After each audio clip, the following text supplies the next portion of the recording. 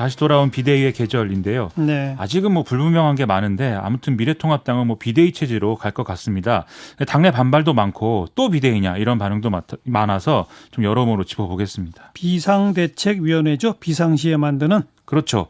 이게 선거에 져서 대표가 사퇴를 한다든지 뭐 지도부가 붕괴했다든지 이런 때에 임시로 지도부를 권한을 행사할 이런 기구를 만드는 건데 이 이름을 이제 대개 비상대책위원회라고 붙이고 있는 거죠.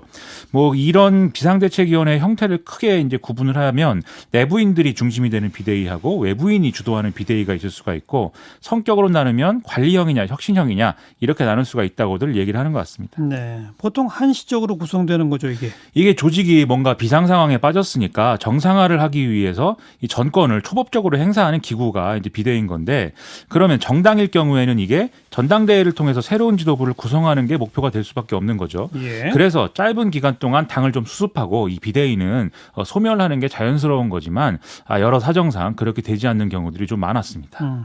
그냥 차기 지도부 선출까지의 관리만 한다면 굳이 비대위 안 만들어도 되잖아요. 그냥 권한대행 체제 같은 걸로 되잖아요. 그렇죠. 대개 이제 대표가 사퇴했다면은 전당대회 차점자라든지 또는 지도부가 총사퇴했다면 원내대표가 이제 대표 권한대행을 하는 경우가 일반적인데 예. 이 경우에 이제 뭐 당연히 별도의 비대위를 꾸리지 않고 이 체제에서 수습을 할 수도 있는 거죠.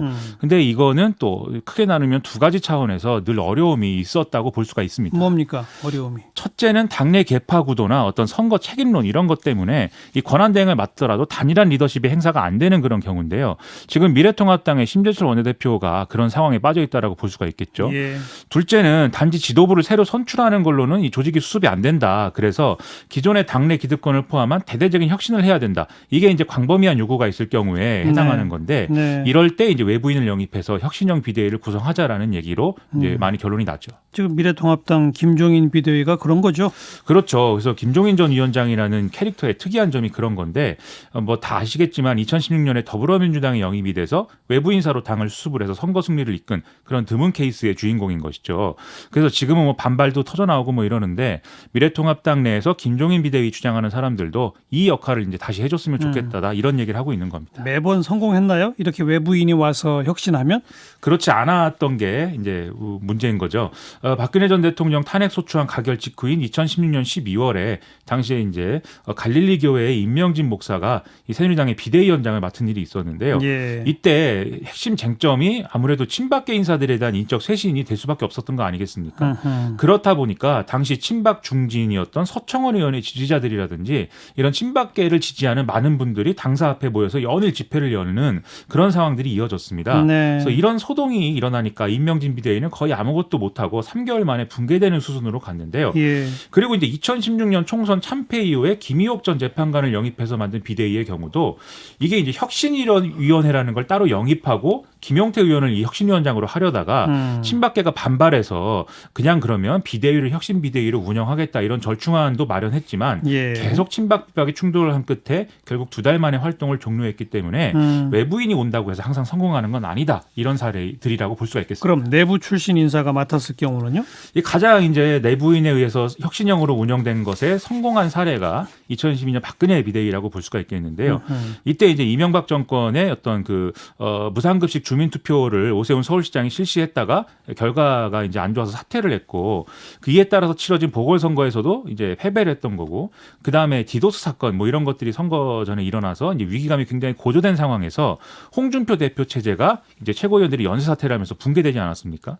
그래서 이때 이제 만들어진 게 박근혜 비대위였던 거죠. 그리고 뭐 아시다시피 당명, 상징색 이런 거 다 바꾸고 새로운 인물들 영입하고 또 경제민주화라든지 이런 좌클릭 정책을 수용을 하면서 총선과 대선을 연달아 승리로 이끌었기 때문에 이게 이제 성공 사례다 이렇게 볼 수가 있죠.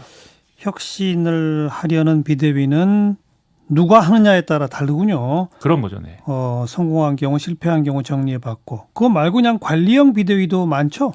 그렇죠. 대개는 이제 이런 사례에 들어가는데 제가 언급하고 싶은 사례는 2014년 9월 달에 새정치민주연합 문희상 비대위를 얘기를 할 수가 있습니다.